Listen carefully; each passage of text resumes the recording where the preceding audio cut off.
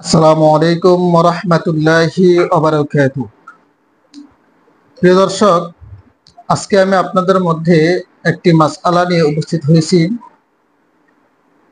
যে মাসআলাটি আমাদের সমাজের মধ্যে ভুল প্রচলিত আছে। যেমন এখানে একটি ভিডিও প্রকাশ পেয়েছে, চলুন আগে দেখে নেই সেই ভিডিওটার রুকুতে মধ্যে চলে গেলে আপনি যেভাবে নামাজে শরীক হবেন, এখানে দেখতে পাচ্ছেন এই ছেলেটি হাত উঠিয়ে নিয়ত না বেঁধে রুকুতে চলে গেছে, এটি হচ্ছে সম্পূর্ণ ভুল। দ্বিতীয় ব্যক্তি হাত উঠিয়ে নিয়ত বেঁধে তারপর রুকুতে গেছে, এটি হচ্ছে উনি সঠিক। প্রথমে দেখাচ্ছেন, প্রথম যে বাচ্চাটা আসছে সে বাচ্চার নামাজটা, দাঁড়ানোটা বা নামাজে শরীক হওয়াটা সঠিক হয়নি।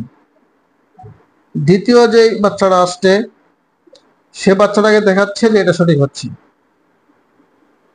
তো মূলত শরিয়ার মধ্যে এখানে যে দুটা বাচ্চা দাঁড়াইছে, কাহারও দাঁড়ানো বা কাহারও শরীক হওয়াটাই সঠিক না।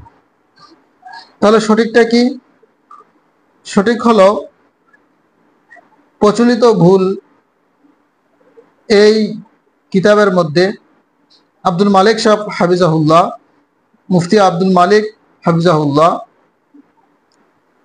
তিনি সুন্দরভাবে আলোচনাটা তুলে ধরেছেন। তিনি এখানে উল্লেখ করেছেন যে যদি কোনো ব্যক্তি এসে দেখে, যে মসজিদের মধ্যে এসে দেখে যে ইমাম সাহেব রুকুতে চলে গিয়েছে, তাহলে ওই ব্যক্তি প্রথমে আল্লাহু আকবার বলে তাকবীরে তাহরিমা পড়বে, পরে দাঁড়াইবে, সোজা হয়ে দাঁড়াবে, কিন্তু হাত বাঁধবে না। তারপরে আরেক তাকবীর দিয়ে সাথে সাথে রুকুতে চলে যাবে। এটা হলো শুদ্ধ সঠিক পদ্ধতি। আর এটা ছাড়া উভয় পদ্ধতি ভুল। কেউ আছে আমরা যারা একবার তাকবীর বলেই সরাসরি রুকুতে চলে যাই, এটাও ভুল। আবার কেউ আছে তাকবীর বলার পরে হাত বাঁধি, তারপরে আবার তাকবীর বলে রুকুতে চলে যাই, এটাও ভুল। আল্লাহ তাআলা আমাদের সকলকে সঠিকটা বুঝার তৌফিক দান করুন। ওয়া মা তাওফীক ইল্লা বিল্লাহিল আলিয়্যিল আযীম।